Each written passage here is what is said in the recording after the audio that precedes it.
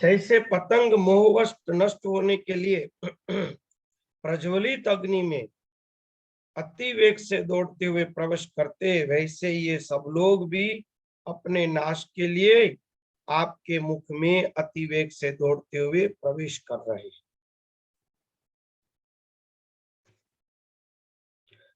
ये पूरा संसार, ये जीव क्या कर रहा है? मोह के वश भगवान के काल रूपी मुख के अंदर प्रवेश करने के लिए हम दौड़ रहे हैं।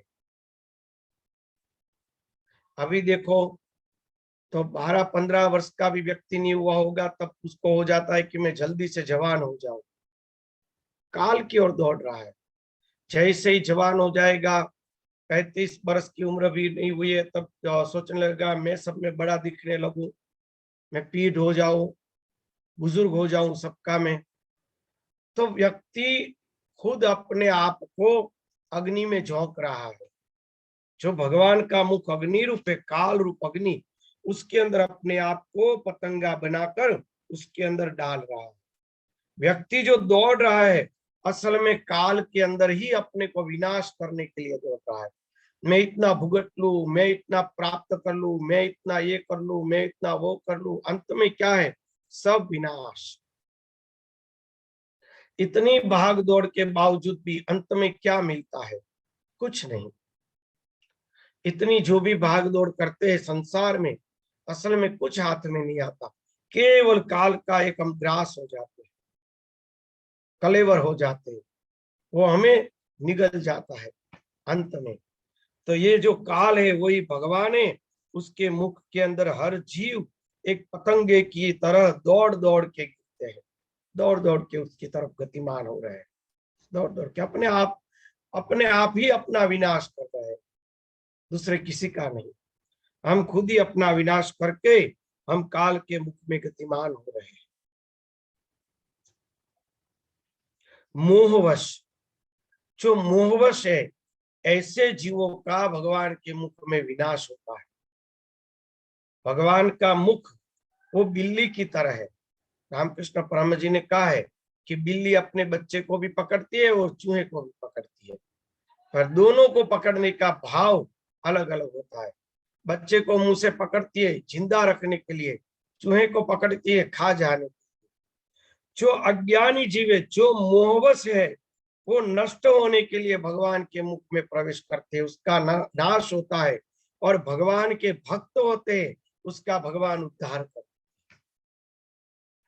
बिल्ली का मुख एक ही होता है, इसी मुख से बच्चे को लेकर उसको अच्छी जगह रख देती है और चूहे को मार के खा जाती है। जो मोहवश है, उस जीवों को भगवान का काल रूपी मुख ग्रसित ग्रास कर लेता है और भगवान के भक्त को काल रूपी भगवान का मुख मोक्ष प्रदान कर देता है, मुक्त कर देता है इस संसार से। मुख एक ही है। बिल्ली का मुख होता है ना, दो प्रकार का काम करती है। उसी तरह जो भगवान का मुख है वो भी दो प्रकार से काम करता है। इसलिए इसमें कहा जो मोहवश है वो नष्ट होने के लिए पतंग की तरह भगवान के मुख में प्रविष्ट होते हैं। ये पूरी सृष्टि असल में देखो तो क्षण क्षण प्रतिक्षण विनाश की ओर जा रही है। चाहे वो पदार्थ हो, चाहे प्राण हो, चाहे जीव हो, चाहे कुछ भी हो, ब्रह्मा विष्णु सहित सब कुछ गतिमान है अपने आप का नाश करने के लिए। प्रकट हुआ वहीं पर नाश शुरू हो गया। जब तक प्रकट नहीं होता है तब तक विनाश प्रकट नहीं होता है। जन्म के साथ ही, उद्भव के साथ ही विनाश प्रकट होना चालू हो जाता है।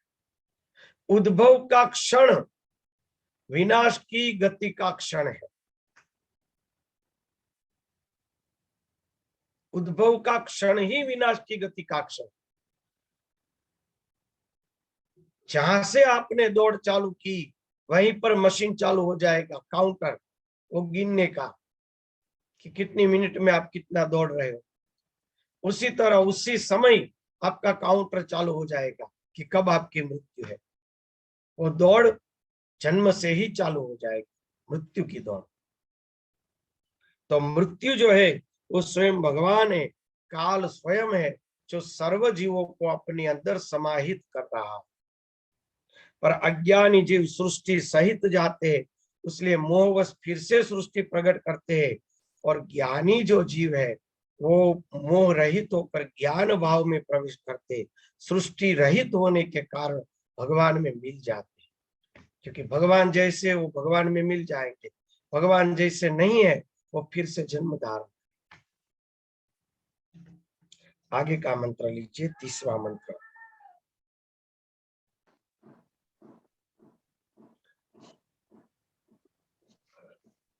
लेलीह्यसे ग्रसमानः समन्ताल्लोकान् समग्रान् वदनैर्ज्वलद्भिः तेजोभिरापूर्य जगत् समग्रं भासस्त्ववोग्राः प्रतपन्ति विष्णो। आप उन संपूर्ण लोकों को प्रज्वलित मुखों द्वारा ग्रास करते हुए सब ओर से बार बार चाट रहे हैं। हे विष्णु, आपका उग्र प्रकाश संपूर्ण जगत को तेज के द्वारा परिपूर्ण करके तपा रहा है।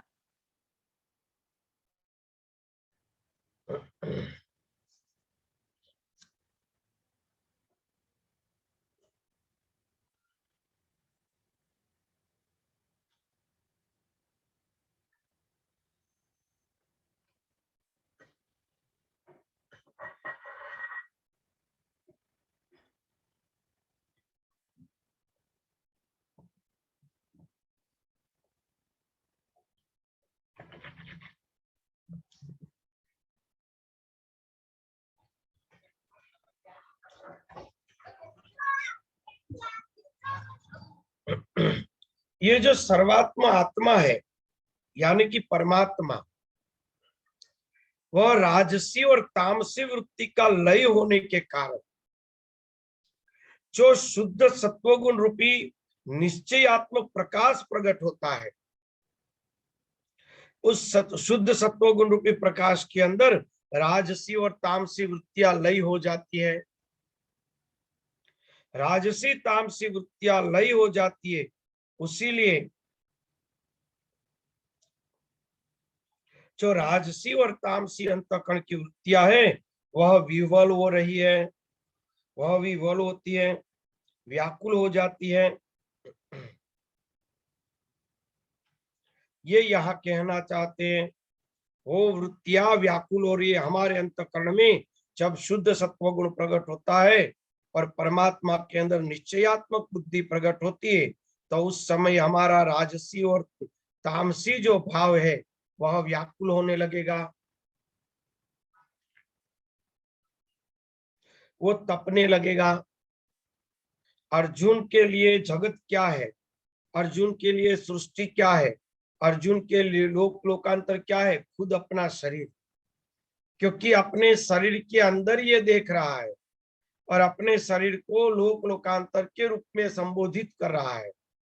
जैसे व्यापक तत्व अपने आप को कृष्ण के रूप में संबोधित कर रहा है, उसीलिए व्यापक में जो जीव भाव है वह शरीर को एक सृष्टि के रूप में संबोधित कर रहा है। वरना जो भगवान सब लोगों को चाट लेते तो फिर उसी समय प्रलय हो जाता। भाई आज क्यों ये दिखाई देता है? उस समय तो भगवान कौरव की सेना को तक नहीं मारा था भगवान ने, वो तो एक कल्पना थी। तो कल्पना किसके अंतःकरण में थी? कल्पना थी अर्जुन के अंतःकरण। वो समाधि भाषा है, वो समाधि के द्वारा भगवान उसको अनुभव करवाते कि देखो मैं ही तुम्हारा अंतरात्मा सर्वव्यापक तत्व हूं और ये जो तुम्हारी इंद्रिया के विषय है वही असल में कौरव है, बाहर कोई कौरव है ही नहीं। बड़ी एक गुड बात आपको बताओ, आपका कोई दुश्मन है तो दुश्मन कहाँ है? बाहर है क्या अंदर है? असल में दुश्मन अंदर पैदा होता है। बाहर जिसको दुश्मन मान रहे हो कई लोगों का मित्र भी है, बाहर जिसको बुरा मान रहे हो कई बातों में वो व्यक्ति सही भी है। तो असल में तो दुश्मन हमारे अंदर है ना। तो उसी तरह जो कौरव है वो तो असल में अर्जुन के अंदर बैठे हुए हैं, बाहर तो है ही नहीं। तो अर्जुन के ही अंतःकरण की स्थिति है, वो उसकी इंद्रियों के विषय है। और ये जो शरीर है वही जगत है उसका, वही उसकी सृष्टि है। तो उसी के अंदर अर्जुन बात कर रहा है कि सब ओर से मुखों से आप सब ओर से चाट रहे हो और उग्र प्रकाश से संपूर्ण जगत को तेज के द्वारा पूर्ण करके तपा रहे हो, क्योंकि अर्जुन के अंतःकरण में समाधि के कारण, आत्म तत्व के अनुभूति के कारण शुद्ध सत्वगुण के प्रकाश प्रकट होने लगा। शुद्ध सत्वगुण के प्रकाश प्रकट होने के कारण क्या हुआ, उसकी जो रजोगुण और तमोगुण वृत्तियां थी उसको चाटने लगे भगवान, वो नष्ट होने लगी, विलीन होने लगी। शुद्ध सत्वगुण उसके अंतःकरण में प्रकट होने लगा।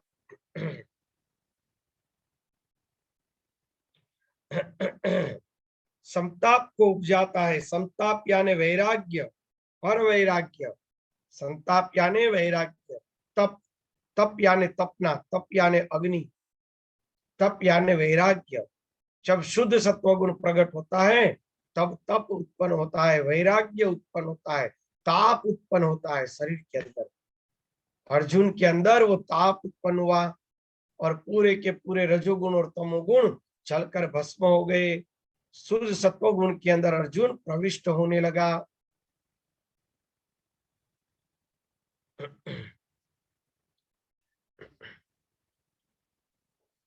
फिर आगे का मंत्र लीजिए। आख्याहि मे को भवानुग्र रूपो नमोस्तु ते देववर प्रसीद विज्ञातुमिच्छामि भवन्तमाद्यं नहीं प्रजानामि तव प्रवृत्तिम्। मुझे बतलाइए कि आप उग्र रूप वाले कौन हैं। हे देवों में श्रेष्ठ, आपको नमस्कार हो, आप प्रसन्न होइए। आदि पुरुष, आपको मैं विशेष रूप से जानना चाहता, क्योंकि मैं आपकी प्रवृत्ति को नहीं जानता।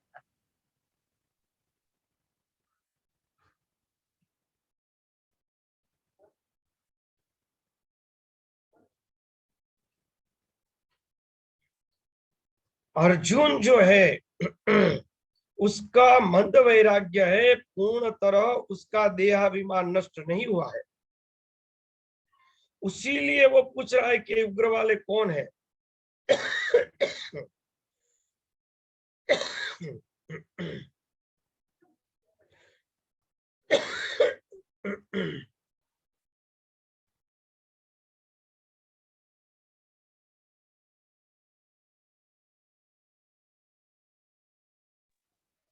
स्वामी जी की आज तबियत ठीक नहीं है क्या, तो उनको आराम कर लेंगे आज भी।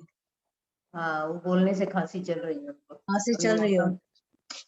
मौसम ऐसा है कि सबका गड़बड़ हो रही है। हाँ, ठंड।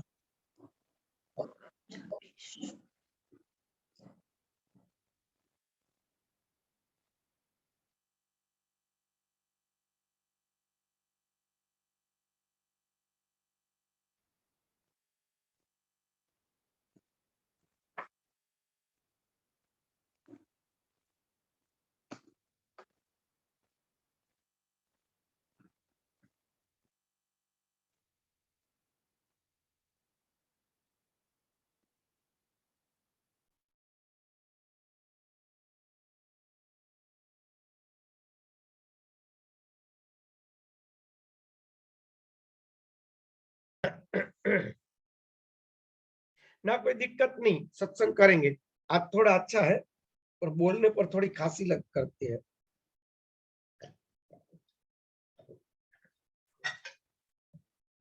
तो देहाभिमान जो है अर्जुन का वह पूरा नष्ट नहीं हुआ है। हम लोगों की तरह उसका दृढ़ अभिमान नहीं है। मंद वैराग्य होने के कारण एक छोटी लकीर जैसा, एक कांच के पड़ जैसा उसके अंदर अहंकार पड़ा है। उस अहंकार के कारण वह अपने आत्म स्वरूप को नहीं पहचान सका कि ये गंभीर तत्व स्वयं मैं ही हूं। उसीलिए वो पूछ रहा है कि आप कौन हैं, क्या आप उग्र रूप वाले कौन है, असल में कौन क्या वो स्वयं ही है। अर्जुन और कृष्ण दो अलग है ही नहीं। भगवान स्वयं गीता जी में कहेंगे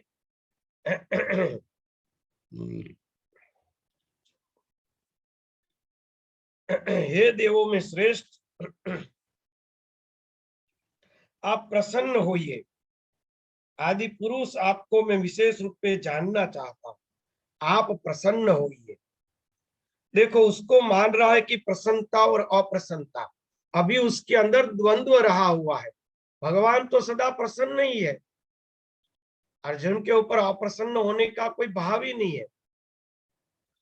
तो वो अभी भी जगत की मांग कर रहा है, अभी भी देहाभिमान को वो पूरा का पूरा विलीन होने के लिए सक्षम नहीं है। अर्जुन मंद वैराग्य में है, पूरा देहाभिमान नष्ट करने के लिए वो पूरा दृढ़ निश्चय नहीं है।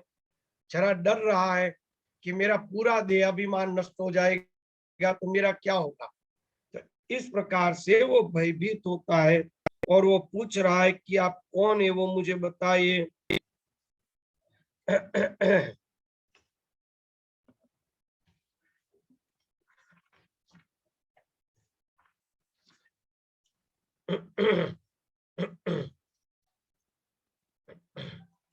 थोड़ी गले में तकलीफ तो रहेगी।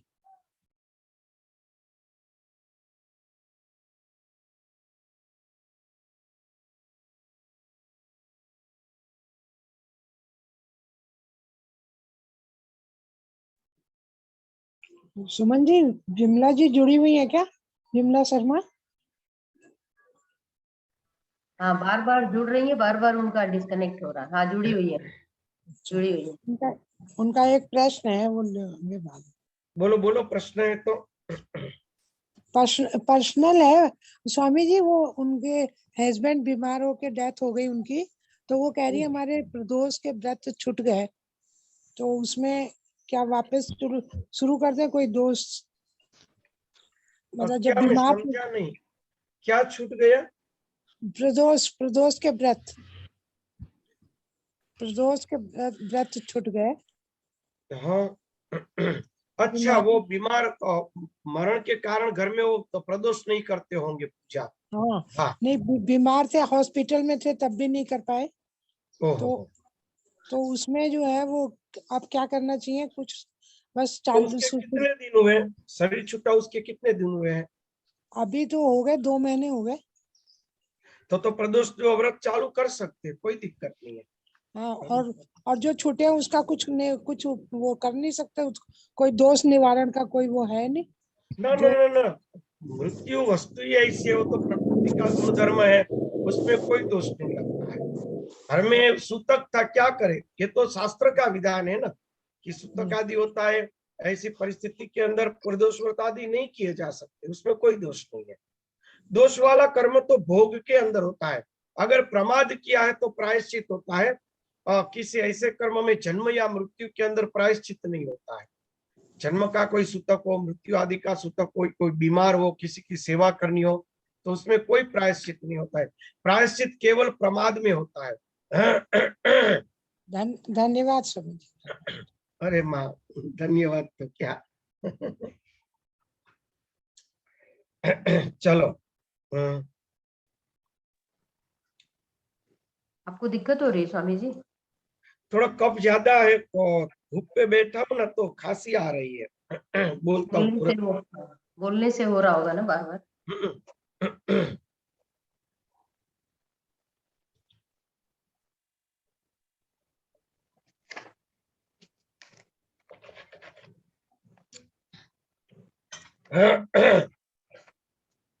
चलो, भगवान उवाच। कालोऽस्मि लोकक्षयकृत् प्रवृद्धो लोकान् समाहर्तुमिह प्रवृत्तः ऋतेऽपि त्वां न भविष्यन्ति सर्वे येव स्थिताः प्रत्यनीकेषु योधाः। श्री भगवान बोले, मैं लोकों का नाश करने वाला बढ़ा हुआ महाकाल इस समय इन लोकों को नष्ट करने के लिए प्रवृत्त हुआ हूँ।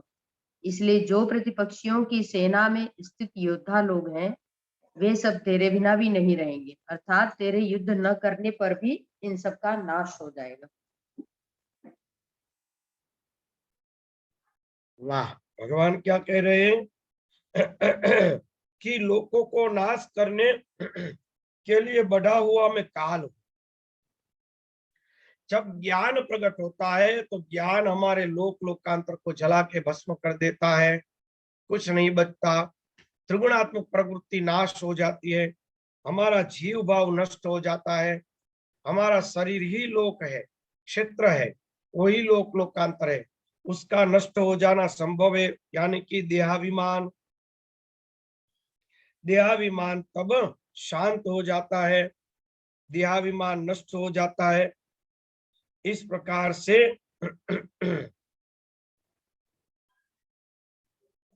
कह रहे हैं। तो ये कौन सा युग?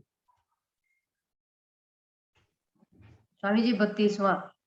32वां इसमें ये, हाँ, इसका क्या अर्थ हुआ कि मतलब तात्विक अर्थ कि जो प्रतिपक्षियों की सेना में स्थित योद्धा लोग हैं वे सब तेरे बिना भी नहीं रहेंगे, अर्थात तेरे युद्ध न करने पर भी इन सब का नाश हो जाए। हाँ, कि हमारे जो विषय है, एक तो 32वां ना, ओके, जी स्वामी भगवान जी, 32 बराबर, 32। हाँ।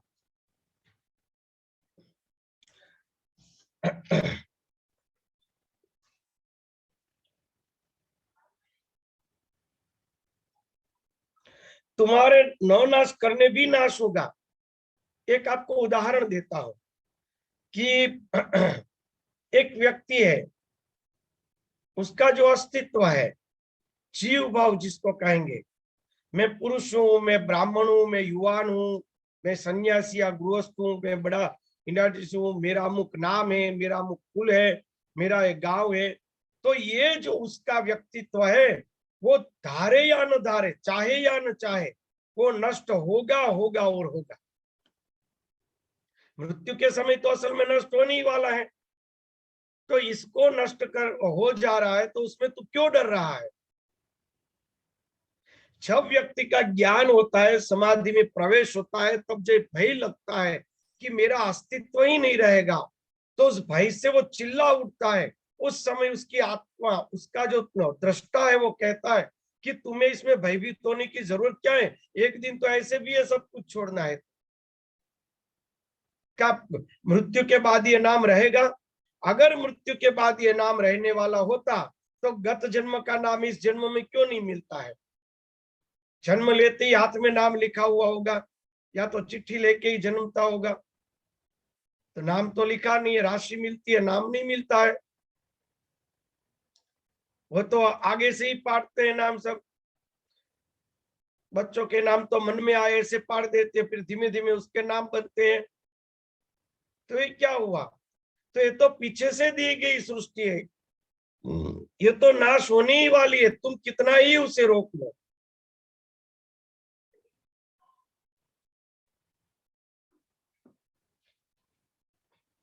मैं इन लोगों को नष्ट करने के लिए प्रवृत्त हुआ हूं। लोक यानी ये अहंकार, देह भाव, देह भाव को नष्ट करने के लिए ही आत्म भाव प्रकट हुआ है। और फिर कहोगे कि मेरा आत्म भाव भी रहे और देह भाव भी रहे, दोनों कैसे रहेगा? संभव ही नहीं है, वो नष्ट होगा ही होगा। सूर्य उगेगा और रात्रि खत्म होने लगेगी, रोने लगेगी, भाई रात्रि तो हमें चाहिए। तो रात्रि और सूर्य दोनों एक साथ रह ही नहीं सकते। सूर्य उगा है तो रात्रि का त्याग करना ही पड़ेगा।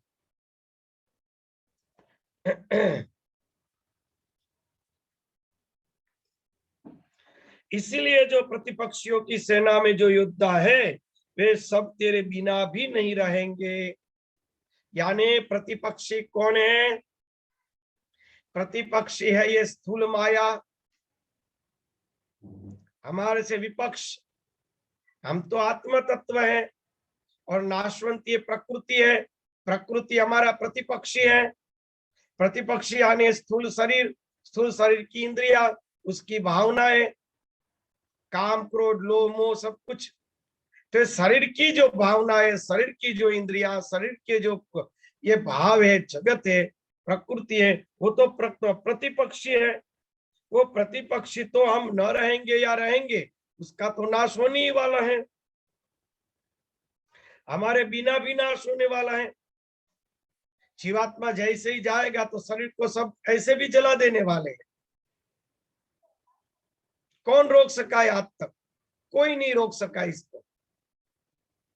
ऐसे ही शरीर को जला ही देने वाले, तो क्यों चिंता कर रहे हो भाई? छोड़ दो इस भाव को।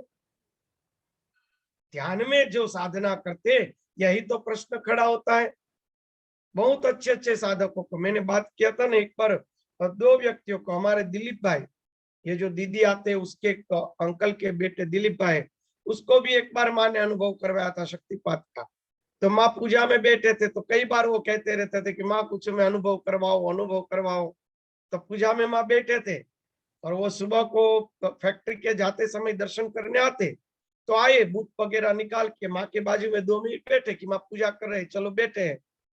तो माँ ने एकदम से भाव आवेश में पूजा करते करते उसके हाथ की ये छोटी उंगली होती है ना, पकड़ ली, और जैसे ही पकड़ी तो अंदर एक ऐसा भाव आ गया, पूरा चक्कर आ गया कि मेरा जगत गया, और जोर से चिल्ला उठे, माँ मैं मर गया। तो माँ ने हाथ छोड़ दिया। माँ ने कहा बेटा अभी देर है। ऐसे वो मैंने कहा था, ये जो हेमंत भाई हमारे, उसको भी माँ ने ऐसा अनुभव करवाया था, पैर का अंगूठा लगाकर। अगर वो शक्ति प्रकट करेंगे, ये शक्ति ही अर्जुन के अंदर भगवान ने प्रविष्ट करवाई, तो जैसे ही करवाई तो अर्जुन देख रहा है कि बस मेरी पूरी सृष्टि का नाश हो रहा है, भगवान चाट रहे हैं मेरी पूरी सृष्टि, अब कुछ बचने वाला नहीं, प्रतिस्पर्धी और स्पर्धी सब विनाश, हमारे सामने प्रकृति और हम उसके सामने, पूरा युद्ध खत्म। तो उसी का तो अर्जुन को डर लग रहा है, इसी बात का डर है। अगर पांडव मर गए होते, ऐसा होता तो नाच रहा होता हाथ में तलवार रख के, वाह भगवान आपने तो कृपा कर दी मेरे पर कि पांडवों का आपने ही पहले से वध कर दिया। ऐसी स्तुति तो की ही नहीं, यानी सॉरी कौरव, मुझसे क्षमा हो गई, कौरव शब्द के, वाह भगवान आपने कृपा कर दी कि कौरवों को मेरे पहले ही आपने मार डाला। तो ऐसा तो हुआ नहीं, वो प्रसन्न ही नहीं हुआ। कौरवों के मरते हुए देखने के बावजूद, यानी ये कौरव नहीं है, उसकी खुद की इंद्रियों के विषय है, अंदर बैठे हुए कौरव ही है, और ये और कोई नहीं, अपना देह भाव ही है। तो देह भाव नष्ट होता हुआ अर्जुन सहन नहीं कर सकता है, इसीलिए वो व्याकुल हो गया है। तो भगवान उसको कह रहे कि तू व्याकुल मत हो, कभी भी तुम्हें इस शरीर को तो नाश करना ही है। तो अब शरीर नाश हो, अभी शरीर नाश हो जाए तुम्हें क्या दिक्कत है? तो अपने इस अहंकार को छोड़ दे, अपने इस मंद वैराग्य का त्याग करके तीव्र वैराग्य प्रकट कर कि मैं शरीर हूं ही नहीं, इन शरीर से कुछ लेना देना है ही नहीं, मैं और कृष्ण दोनों एक ही है, मैं ही वो दृष्टा तत्व हूं। इसी तीव्र वैराग्य में तुम स्थिर हो जाओ, भगवान ये कहना चाहते अर्जुन को। आगे का मंत्र, तस्मात् त्वमुत्तिष्ठ यशो लभस्व जित्वा शत्रून् भुङ्क्ष्व राज्यं समृद्धम् मयैवैते निहताः पूर्वमेव निमित्तमात्रं भव सव्यसाचिन्। अतएव तू उठ, यश प्राप्त कर और शत्रुओं को जीत कर धन धान्य से संपन्न राज्य को भोग। ये सब शूरवीर पहले से ही मेरे द्वारा मारे हुए, हे सव्यसाचिन तू तो केवल निमित्त मात्र बन जा। अतएव तू उठ और यश प्राप्त कर, सामने तुम्हें ज्ञान प्राप्त होने का तुम्हें सुलभ योग प्राप्त हो गया है, तो शत्रुओं को जीत ले। शत्रु काम क्रोध लोभ इनके पीछे क्यों पड़ा है? अब उसको छोड़ दे। कितने हजारों जन्मों से तुम उसके पीछे ही भटकते रहे, इन शत्रुओं को जीत ले और धन धान्य से संपन्न इस शरीर रूपी राज्य को तुम ज्ञान भाव में आकर, जैसे रमण महर्षि रामकृष्ण परम जी, ये चैतन्य महाप्रभु जी, आद्य गुरु शंकराचार्य जी, पहले ज्ञान प्राप्त कर लिया, बाद में शरीर के अहंकार को धारण करके ज्ञान भाव में उन्होंने विचरण किया। पहले अपनी इंद्रियों को तुम जीत के फिर इस शरीर को तुम बड़े अच्छी तरह से भुगतो, पर ज्ञान भाव से भुगतो। इस जगत को फिर से ज्ञान भाव से, विश्वम खिलविदम ब्रह्म भाव से तुम स्वीकार करो। पहले तुम इस शत्रुओं का नाश करके फिर तुम इसके ऊपर राज्य करो। क्यों डर रहे हो? अगर तुम्हारे प्रारब्ध में है तो ज्ञान के बाद भी शरीर रहने वाला है, तुम क्यों चिंता कर रहे हो शरीर की? और अगर ज्ञान तुम्हारे प्रारब्ध में शरीर नहीं है तो बिना ज्ञान के भी नष्ट होने वाला है। तुम ये क्यों सोच रहे हो कि मैं व्यापक में मिल जाऊंगा तो मेरा शरीर का क्या होगा, मेरे जीव भाव का क्या होगा, मेरे व्यक्तित्व का क्या होगा, मेरी सृष्टि का क्या होगा? तुम क्यों चिंता कर रहे हो? वो तो ऐसे भी नष्ट होने वाले, वो तो नष्ट है ही। तुम किसको रोक सके हो? ज्ञान होगा अगर तुम्हारे प्रारब्ध में तो भी रहेगी, और ज्ञान नहीं होगा और तुम्हें प्रारब्ध में नहीं है तो वो भी नहीं रहेगी। तुम उसको छोड़ दो प्रारब्ध के ऊपर, तुम केवल ज्ञान के अंदर निश्चिंत हो के मेरे स्वरूप में तुम स्थिर हो जाओ, तुम भयभीत न हो। और बाद में जो तुम्हें शरीर की प्राप्ति होगी तो उसको फिर ज्ञान भाव से भुगतना, तुम निश्चिंत रूप से उसका भोग करना।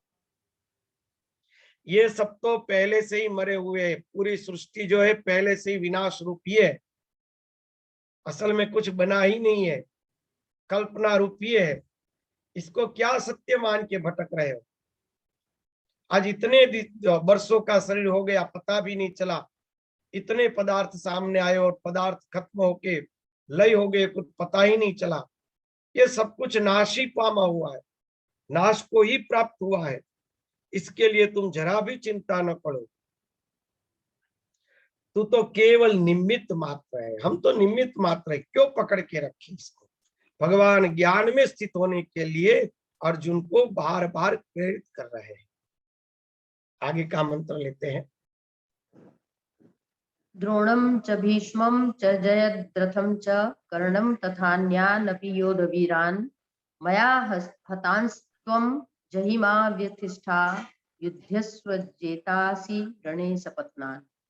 द्रोणाचार्य और भीष्म पितामह तथा जयद्रथ और कर्ण तथा और भी बहुत से मेरे द्वारा मारे हुए शूरवीर योद्धाओं को तू मार। भय मत कर, निसंदेह तू युद्ध में वैरियों को जीतेगा, इसलिए युद्ध कर। इसमें सोचने जैसी बात है। भगवान ने दो शब्द रखे, मेरे द्वारा मारे हुए को तू मार, तो आपने मार ही दिया तो हमें क्यों भाई खामखा ये आगे कर रहे हो? कोई हमारा दोष? मेरे हुए मारे यानी कि ज्ञान के अंदर तो उसका कोई अस्तित्व है ही नहीं, इसीलिए तुम ज्ञान में स्थित हो जाओ, अपने आप ये सब विनष्ट हो जाए। ये जो द्रोणाचार्य भीष्म पितामह, जो तुम्हारी अस्मिता है, जो तुम्हारी वृत्तियां है, जो तुम्हारा अहंकार है, वो सब पहले से ही मेरे अंदर मरे हुए हैं, मेरे में उसका कोई अस्तित्व है ही नहीं, वो तो तुमने पकड़ के रखा है। एक बार मेरे अंदर विलीन हो जा, तुम्हारे लिए ये सब प्रकार के अहंकार स्वाभाविक विलीन हो जाएंगे, नष्ट हो जाएंगे। तू उसको मार के जीत ले, निसंदेह तुम युद्ध में वैरियों को जीतेगा, तू निसंदेह जीतेगा।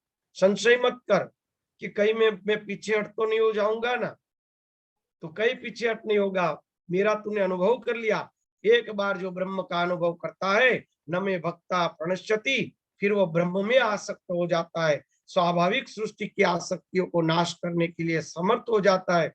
इसलिए तू चिंता मत कर, मेरे व्यापक का अनुभव तूने कर लिया है, अब तू उस तत्व में, मेरे तत्व के अंदर अपने आप को समाहित कर दे। तो युद्ध कर यानी उपासना कर, यानी ज्ञान में जुट जा। संजय उवाच एतत् श्रुत्वा वचनं केशवस्य कृताञ्जलिर्वेपमानः किरीटी नमस्कृत्वा भूय एवाह कृष्णं स गद्गदं भीतः प्रणम्य। संजय बोले, केशव भगवान के इस वचन को सुनकर मुकुटधारी अर्जुन हाथ जोड़कर कांपता हुआ नमस्कार करके, फिर भी अत्यंत भयभीत होकर प्रणाम करके भगवान श्री कृष्ण के प्रति गदगद वाणी से बोले। देखो इसमें मुकुटधारी अर्जुन क्यों लिखा है, सोचने जैसी बात है।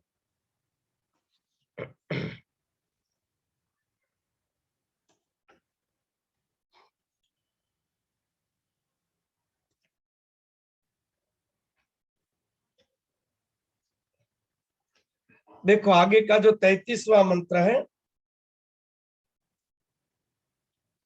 उसके दादा गुरुदेव ने बड़ी अच्छी व्याख्या की है, मैं उसमें देखना भूल गया, तो वो भी ले लेते हैं साथ में अर्जुन के साथ। मुकुटधारी का अर्थ में निकालता हूं, एक पहले वो कह दूं। मुकुटधारी यानी अहंकार सहित, सात्विक अहंकार, मुकुट सोने का है। सात्विक अहंकार सहित वो भगवान की स्वीकृति करता है, इसीलिए वो ज्ञान में प्रविष्ट नहीं हो रहा है और उसको परेशानी आ रही है। वो सात्विक अहंकार उसके सिर के ऊपर मुकुट की तरह सवार पड़ा है, और जब तक वो मुकुट उतारते नहीं ना भगवान के चरणों में, तब तक शरणागति नहीं होती है।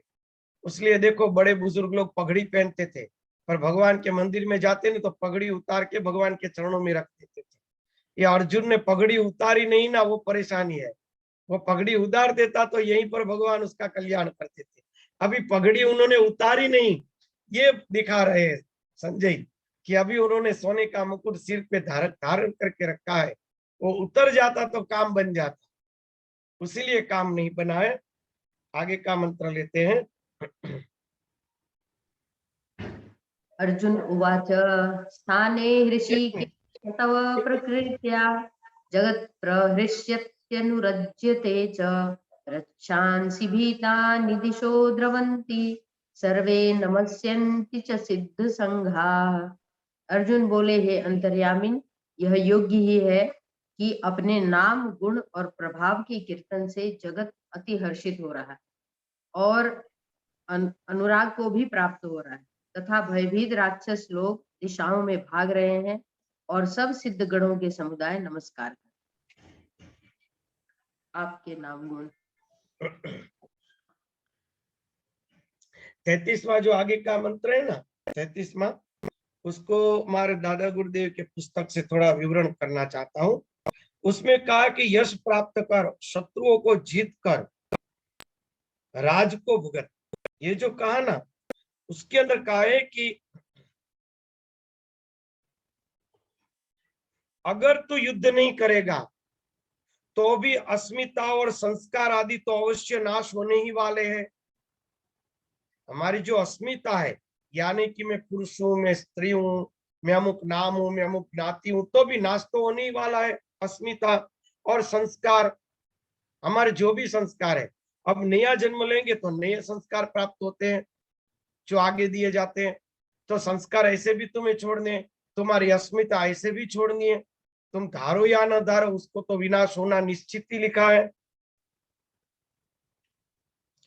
उसीलिए तुम ज्ञान का उद्यम करो, ये सोचे बिना कि मेरा अस्मिता और संस्कार का क्या होगा। इस युद्ध के अंदर तुम्हारी अस्मिता को नाश करके तुम यश प्राप्त करो।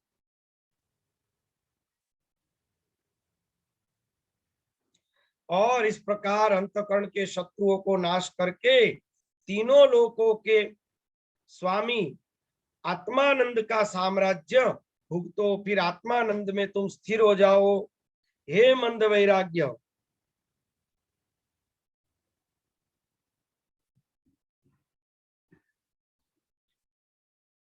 तुम्हारे जो युद्ध के अंदर पहले से ही मेरे अंदर जो अस्मिता आदि है, वो लय होते ही विनाश प्राप्त चुके हैं। जो भी जीव जब परमात्मा की गति को प्राप्त होता है तो वहीं पर उसकी अस्मिता नाश हो जाती है, तो वहां पे तो कुछ है ही नहीं, केवल तुम निमित्त मात्र बनो।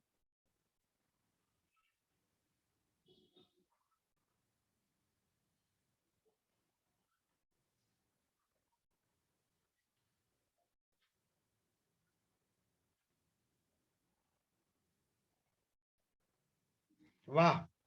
और एक अर्थ ये भी हो सकता है, इसके अंदर कहा है कि सदगुरु जो होते हैं वो दीक्षा काल में ही उसके जो दोष है उसका हरण कर देते हैं। दीक्षा काल में जो सदगुरु है उसकी बात करें, जैसे ब्रह्मनिष्ठ महापुरुष है, वो तो दीक्षा काल में ही जब उसके शरणागत होता है जी, उसी समय उसके जो दुर्गुण है उसका हरण कर लेते हैं। बाद में तो वो जो प्रयत्न करता है, वो प्रयत्न तो केवल सदगुरु उसे यश प्रदान करने के लिए करवाते, बाकी सही में तो उसके दुर्गुण तो कब के निकल गए होते। हमारे सामने माँ के 3-4 ऐसे अच्छे अच्छे उदाहरण थे। मैंने बात किया था ना वो धर्म गढ़वी, जो माँ ने अपना झूठा जल पिला दिया तो उसको 15 दिन तक न दारू याद आया, न उसको मांसाहार याद आया, न बीड़ी सिगरेट याद आया, न तंबाकू याद आया। और जैसे ही शाम के 8:30 बज के सत्संग का टाइम होता और अंदर से इतनी तड़प निकलती कि दौड़ के माँ के पास आ जाती 15 दिन तक। फिर उसको पता चला कि माँ ने लीला की, सब दुर्गुण उसके चले गए। तो सदगुरु जो होते हैं, जैसे रामकृष्ण परमहंस जी ने, माँ आनंदमयी ने, माँ शारदा मणि देवी ने कई जीवों को उद्धार किया। तो सदगुरु है वो दीक्षा समय ही उसके ऊपर कृपा करते थे, उसी समय उसके दुर्गुण को नाश कर देते। बाद में जो जीव को झुंझुना पड़ता है वो तो केवल एक निमित्त मात्र होता है। उसको तो सदगुरु यश प्रदान करने के लिए कहते कि तुम दुर्गुण छोड़ने का प्रयत्न करो, और वो अहंकार धारण करेगा। देखा, मैंने तुरंत ही संकल्प करते दुर्गुण छोड़ दिया और फिर कभी याद आने नहीं दिया। अरे वो तो गुरु कृपा थी, वो हमें पता ही नहीं था, गुरु कृपा से हुआ है, हमको पता ही नहीं होता है। तो हम मानते देखा तभी छोड़ा सो जोड़ा, अभी तक हमने तंबाकू कभी नहीं खाई। पर वो तो गुरु कृपा होती है, महापुरुषों की कृपा होती है। तो ये जो भगवान है वो भी अभी एक गुरु के रूप में, कृष्ण भगवान तो अर्जुन के सामने खड़े हैं। तो भगवान ये भी कहना चाहते हैं गुरु के रूप से, मैंने तुम्हें शरणागत किया तभी सब कुछ तुम्हारे दुर्गुणों को मार डाला है।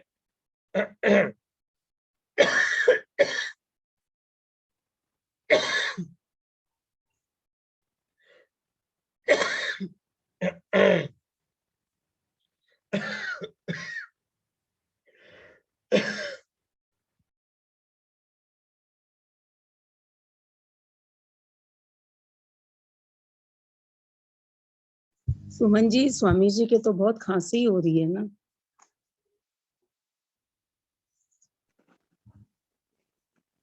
हाँ, बस अब 10 मिनट बाकी है, चाहे तो मना कर देंगे। हाँ वही, उनको बहुत खांसी भी हो रही है ना। बोलने से गला वो इरिटेट होता है हाँ ना। वही वही, अब बोलेंगे तो और खांसी होती जाएगी, सूखा सूखा लगेगा ना।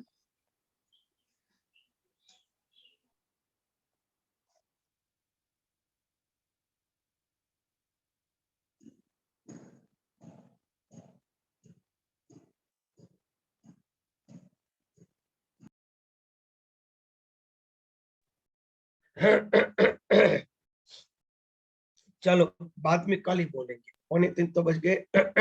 जी स्वामी जी। भले, चलो 34वें मंत्र से कल लेंगे। जी। चलो हरिओम। नित्यानंद स्वामी जी, हरिओम हरे हरिओम। कृष्णा, जय श्री प्रणाम स्वामी जी। प्रणाम प्रणाम। हरे कृष्ण। प्रणाम स्वामी जी। प्रणाम स्वामी जी। प्रणाम स्वामी जी। चलिए, मैं स्वामी जी का ही सत्संग से जो मैं वो पॉइंट्स लिखती हूँ उसी में से पुराना कुछ पढ़ लेती हूँ।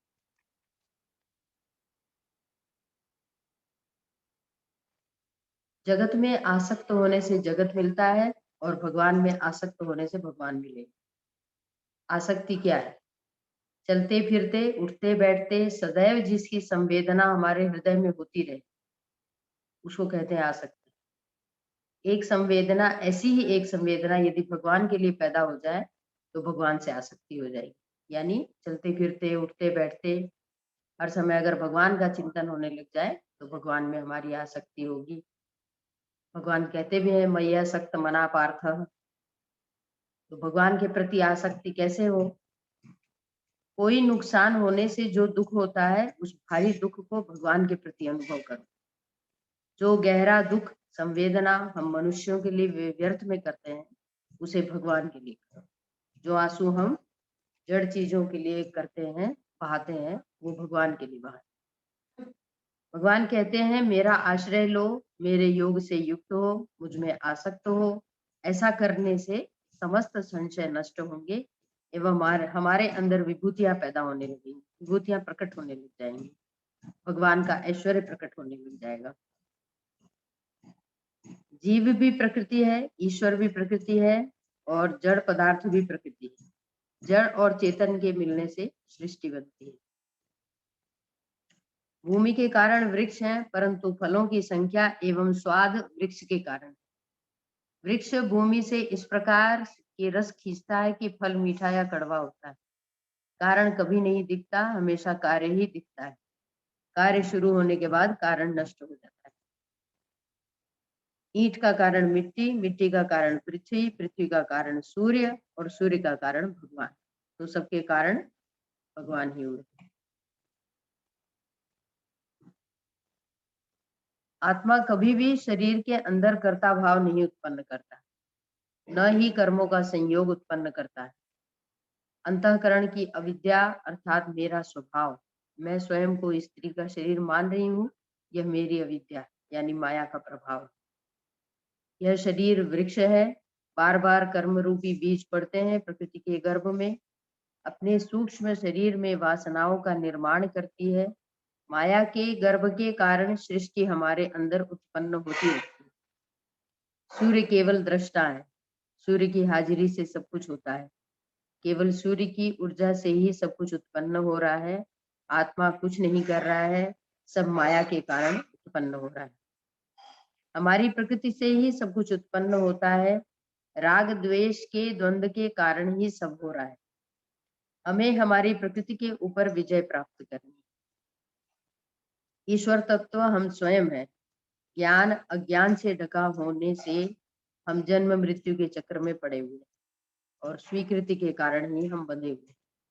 अभी हम अविद्या के आश्रित हैं। जब हम शुद्ध होते होते ईश्वर का भाव प्रकट कर लेंगे तो ईश्वर का साक्षात्कार करने में समर्थ हो जाएंगे। फिर हम स्वयं ही ब्रह्म है, उस तत्व का अनुभव कर लेंगे।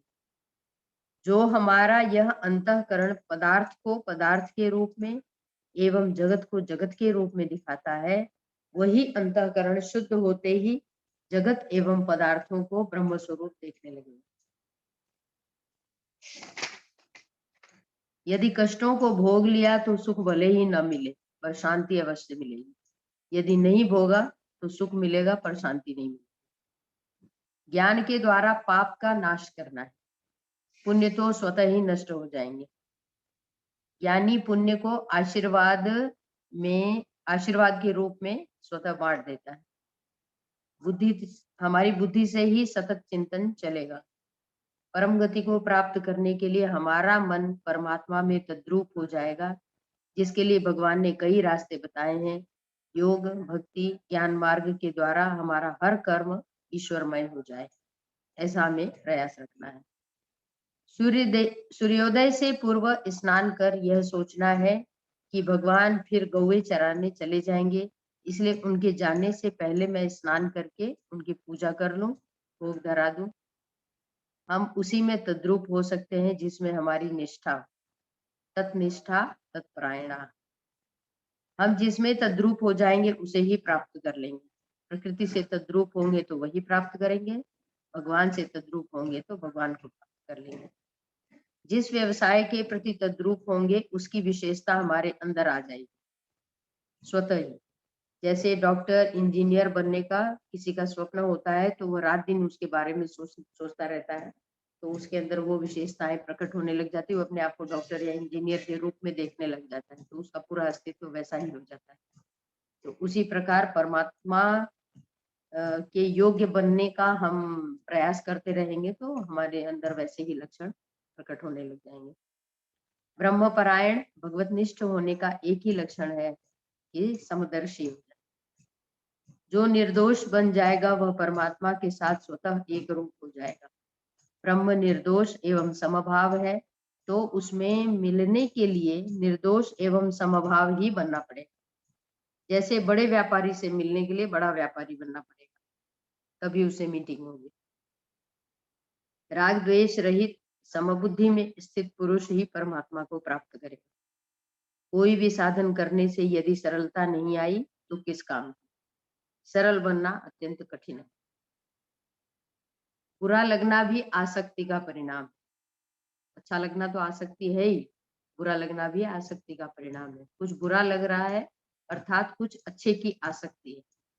जब ब्रह्ममयी कर्म हो जाएंगे, तब जब हमें पदार्थ रूप दिखना बंद हो जाएगा, तब मानना है कि हमारी आसक्ति नष्ट होगी। ब्रह्म के सिवाय कुछ अनुभव ही न हो, उसे कहते हैं ब्रह्म योग। पर्दे पर तूफान को रोकने के लिए प्रोजेक्टर बंद करना होगा। हम जहां भी हैं अपना कर्तव्य करें, अंतःकरण को शुद्ध करें, परमात्मा स्वयं प्रकट हो जाएंगे।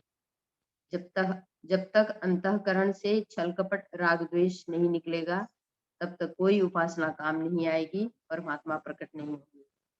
ब्रह्म योग को चित्त में जोड़ दें तो परम सुख की प्राप्ति हो जाएगी। सुख भी दुख का ही मूल है। पदार्थ में कोई सुख है ही नहीं, हम अपने अंदर के सुख को ही भोग रहे हैं। जिसे बाहर की किसी वस्तु पर ध्यान नहीं जाए, सदैव प्रसन्न रहे, वही आत्मा में रमण करने वाला है। सबसे बड़ा संशय है कि हम ब्रह्म हैं और बाकी सब कुछ परमात्मा है। हम इस बात को मानते तो हैं पर व्यवहार में नहीं ला पाते। हम राग द्वेष यानी चित्त को तभी जीत सकेंगे जब हम प्राणी मात्र के हित का सोचें। हम जो भी तप कर रहे हैं देवताओं को अर्पित कर रहे हैं, सब कुछ भगवान ही भोगते हैं। संशय अनेक प्रकार के हैं। पदार्थ की भावना भी संशय है। पदार्थ को स्वीकृत किया तभी संशय होता है। हमारे अस्तित्व की स्वीकृति का हमें कभी संशय नहीं होता। जहाँ सही या गलत की भावना है वही संशय है। एक परमात्मा ही सब कुछ है, परमात्मा के सिवाय कुछ है ही नहीं, ऐसा निश्चय होना ही निसंशय होना है।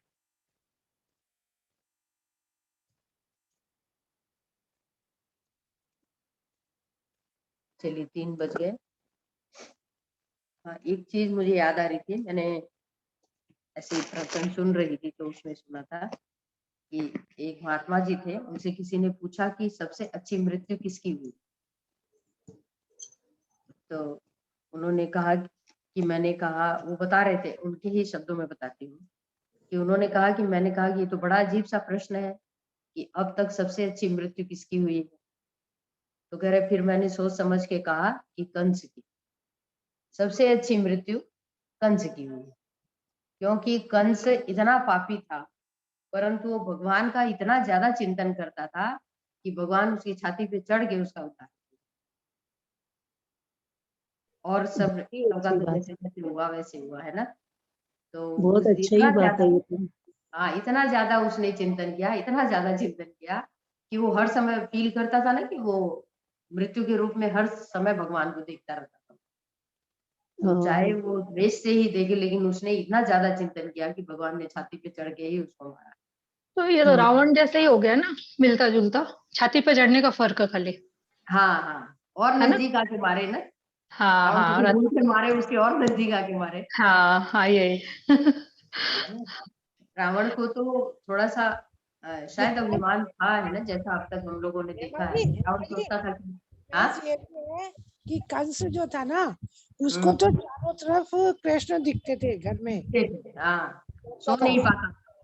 रावण ऐसा नहीं होता सोचता था। था ना कि मैं मार दूंगा, ये साधारण है, और उसको कंस ही कुछ सोचता था कि ये मुझे मार देगा। घर में हर चीज उसको कृष्ण दिखती थी।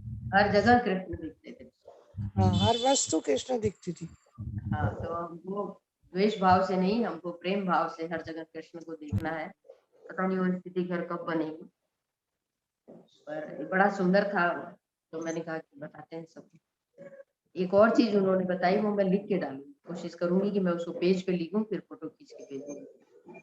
ये थोड़ा अंक से रिलेटेड है। मैं देखती थी कि मैंने आप लोगों को पहले भी बताया कि पुराणों में और हमारे उपनिषदों में, ग्रंथों में जितनी भी संख्याएं हैं वो ज्यादातर 3 से विभाज्य होती है। हाँ मतलब हाँ 1 से और 3 से, है ना। हाँ और हाँ हाँ, ज्यादातर आपको 18 मिलेगा। जैसे बिल्कुल कि बिल्कुल 18 दिन युद्ध चला, और 18 हमारे पुराण है तो 18,000 श्लोक है भागवत के, तो ये 18 अध्याय है इसमें। तो इस तरह करके 18 18 18।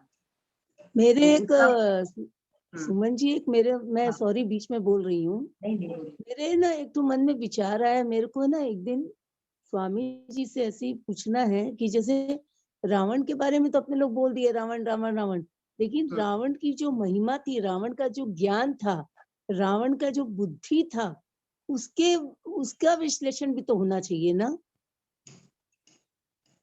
अपने बुरे बताइए, रूप स्वामी में, जी बहुत अच्छा बताएंगे।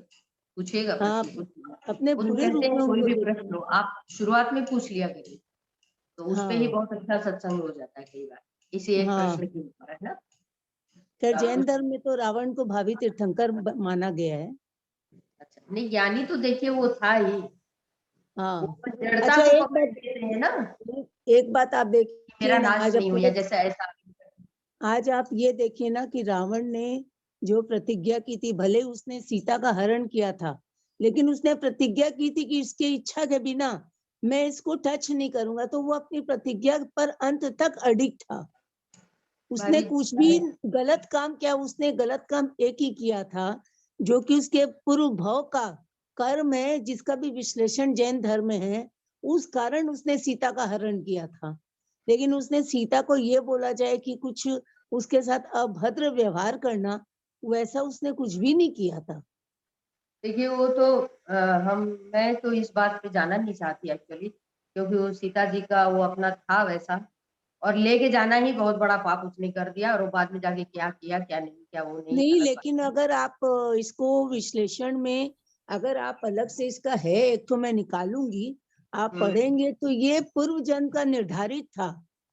वो तो कि सब क्या- रहता ही है, वो तो सब भगवान हाँ का विधान रहता ही है, हर चीज में ही हाँ भगवान का विधान है, किसी का हाँ अच्छा या बुरा होना भी किसी विधान का ही जो है, आप प्लॉटिंग कह लीजिए कि वो प्लॉटिंग रहती है किसी एक नाटक की, कि पहले कुछ अच्छा और कुछ बुरा रहेगा, फिर बुराई की हार होनी ही है, फिर और अच्छे जब की जीत। रावण जब मर गया था तो राम जी ने खुद लक्ष्मण को कहा था कि ये शत्रु था, मर गया है।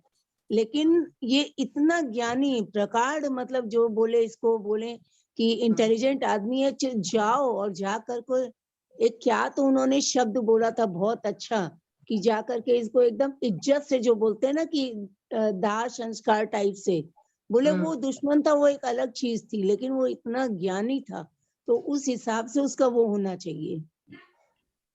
ये भी पूरा मतलब सत्य है। हाँ ये स्वामी जी तो कहते हैं ना, हिरण्यकश्यप भी गलत नहीं था, वो कहता था हाँ मैं भगवान हूँ तो हम सब भगवान हैं, लेकिन हाँ बस उसने जड़ता को पकड़ लिया कि हाँ, फिर किसी और बिल्कुल। को कुछ मत समझो, मेरी पूजा करो, ये और मैं कविता तो ही होना है। कविता जी रावण के लिए तो ये भी कहते हैं कि इसका मतलब ये है कि कोई किसी की बहन के साथ कुछ भी करे, उसने तो अपनी बहन के लिए वो किया ना, राम से विरोध, बहन का बदला लेने के लिए किया ना, तो इसलिए भी रावण को अच्छा। देखिए, जो मेरे को यहाँ का तो नहीं पता, लेकिन मैं जैन धर्म का निकाल के आपको बताऊंगी कि इस सब के पीछे ये पूर्व निर्धारित था। लेकिन अगर आप कैरेक्टर देखिएगा, इतना महान ज्ञानी, ज्ञान का भंडार वो था कि राम जी तक उनको वो करते थे कि इसके ज्ञान के आगे सब क्या है सब। लेकिन उसने एक गलत काम किया, सीता का हरण कर लिया, सारा का सारा मटिया मेट हो गया ये चीज। और उसके लिए भी बोला जाता है वो भी पूर्व निर्धारित था कर्मों के हिसाब से। तो सब कुछ था ही, क्योंकि उनको स्त्री वियोग लिखा था वो सब, लेकिन फिर भी मतलब इसको रावण वो जब होती ना वाद विवाद प्रतियोगिता, तो हाँ उसमें हाँ एक ये भी है कि रावण का पक्ष वाले ये भी बोले कि उसके बहन के नाक कान काटे और वो आके दरबार में रोई, तो भाई का तो कुछ फर्ज बनता है ना, भाई हाँ का। हाँ। हाँ, तो वो तो ये तो वाद की प्रतियोगिता वाली बात है कि कुछ पक्ष में है और कुछ विपक्ष में है रावण के, जो है। जैन धर्म वाले तो रावण दहन देखते ही नहीं, हम लोग को तो बहुत बड़ा पाप लगेगा अगर हम लोग रावण दहन देखेंगे, हम लोगों को पाप है, क्योंकि वो हमारे भावी तीर्थंकर हैं।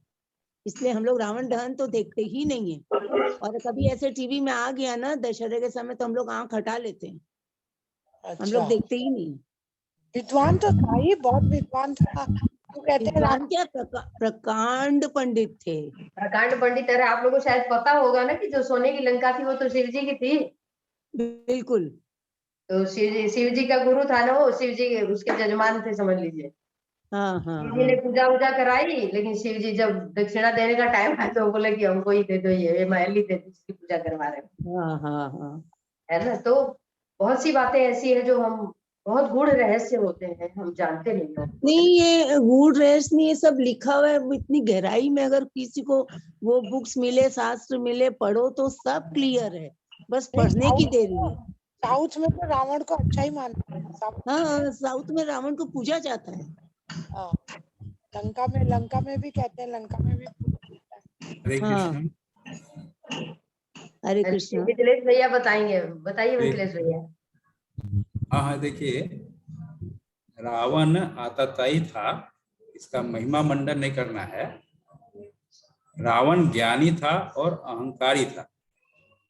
तो अहंकार जो है मनुष्य को समाप्त कर देता है। एक भाव ये है, अगर ज्ञानी है और भक्त है तो जैसे भगवत गीता में कहते हैं कि भगवान वो मेरा स्वरूप है। दूसरा चीज, अगर कथा में हम लोग रामचरितमानस ठीक से पढ़ते हैं तो उसमें स्पष्ट लिखा है एक कि वो जब सीता को हरण कर रहा था तो ज्ञानी तो था, उसको अपनी मुक्ति का मार्ग पता था, कैसे मुक्त होना। तो उसमें वो वहाँ वो सोचता है कि अगर राम भगवान है और मैं इनके हाथ मारा जाऊंगा तो मेरी मुक्ति निश्चित है। इसलिए वो एक इस कारण से भी सीता का हरण किया। दूसरा चीज इसमें जो आप लोग बात कर रहे हैं, उसे एक श्राप था कि अगर किसी स्त्री को उसकी इच्छा के बगैर ये छूता है तो ये खुद ही मर जाएगा। इसका इसको एक श्राप मिला हुआ था। तो इसके चरित्र का महिमा मंडन नहीं करना है, हम लोग को इससे ये बात लेना है कि ज्ञानी अगर हम हो जाते हैं, ज्ञान सारे वेद शास्त्रों का ज्ञान हो जाता है तो इसका बहुत बड़ा अहंकार होता है और वो अहंकार हम लोग को अल्टीमेटली समाप्त कर देता है। तो ये दो तीन जो आप लोग बोल रहे थे तो मुझे लगा कि मैं कुछ जो मैं जानता हूँ वो बता दूं। बहुत बहुत धन्यवाद आपका। जो है वो तो जो वैसे तो सब नॉलेज तो सब कुछ है, सबने पढ़ा हुआ है, लेकिन फिर जो है वो क्या ही हो जाता। चलिए, राज के सत्संग को विराम दे। हो गया, सबको क्लियर हो गया है ना? हमको मुझे लगता है कि तर्क वितर्क में ना पड़ के और सीधा सीधा जो है हमको और ज्ञानी रिकॉर्डिंग बंद नहीं की आपने आज? रिकॉर्डिंग बंद नहीं की।